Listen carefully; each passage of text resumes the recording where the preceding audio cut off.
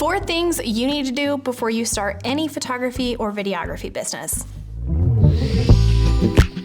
All right, so you're ready to start a photo or video business, but before you get to picking out your camera gear that you want to use or what software you want to use or your computer setup, there are some things you need to do before you even get that far. These are the things that aren't necessarily super fun, but they are super necessary. The first thing that you need to do is create an LLC. This separates your business assets from your personal assets, and you do this online. So be sure to click the link in the description below and pick your state, and it will walk you through how to do that for your state. The reason why it's important, and this may be one of the scarier things that you think about when starting a business, God forbid you get sued or your business gets sued, this person that's suing you cannot go after your personal assets, only your business. So it completely separates the two. Having them separated will define what belongs to the business and what doesn't belong to the business. Unfortunately, these are the scarier things that you do have to think about when starting a business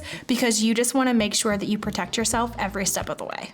The second thing you will need to do is set up a business bank account. This is a bank account that is 100% in your business's name that you are just a signer and user on. We personally have multiple per business. We can keep everything organized financially and set things aside for savings. For example, we have a tax savings account, and a percentage of every dollar that comes in goes into that account so that when tax time comes, we have money to pay that. We also have other savings account to set aside retainers for future years so that we're not spending them before that year actually happens. In general, more organized you are up front, the more successful you can be down the road. The next thing that you want to make sure you have ready to go are contracts. Because photography and videography are service-based, contracts protect you, but they also protect your client. And when we talk about how it protects you, it's a lot more in depth than, say, if something were to go wrong, what happens? It also just outlines exactly what services you're providing to the client, exactly what that looks like, also what happens if something were to go wrong. It just gives really clear expectations on your end of what you're providing for the client,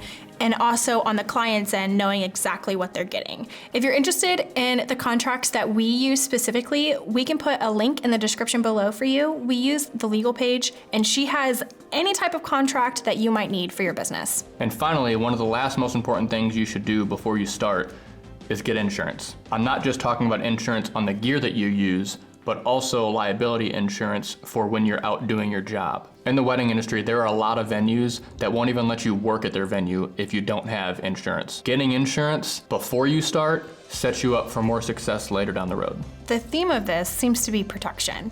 It protects you in case something happens to you on the shoot, and it protects your gear if something were to happen to your gear. God forbid that something happens to a guest at the wedding that you're working. For example, a light stand falls over and hits someone on the head. You're liable for that. So if you don't have insurance, they can sue your business and then effectively cause you to have to file bankruptcy. And if you don't have an LLC, they can go after your personal assets. But if you do have an LLC, then it separates it. So in general, I think the theme here is just being sure to set your business up as its own entity, separate from anything revolving around your personal assets. So that's all we have for that. Obviously, there's a lot more to starting a photo video business, so we can do another video in the future about that.